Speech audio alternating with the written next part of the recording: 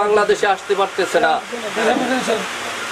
এখনো এশিয়া মহাদেশের অন্যতম রাজনৈতিক নেতা আমাদের অ্যাক্টিং চেয়ারপারসন জনাব তারেকুর রহমান।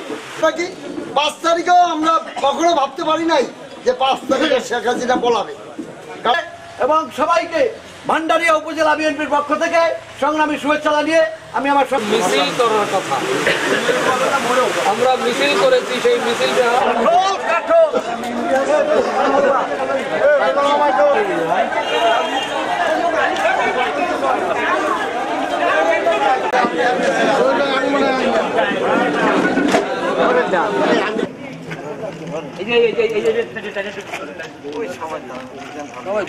আমার মনে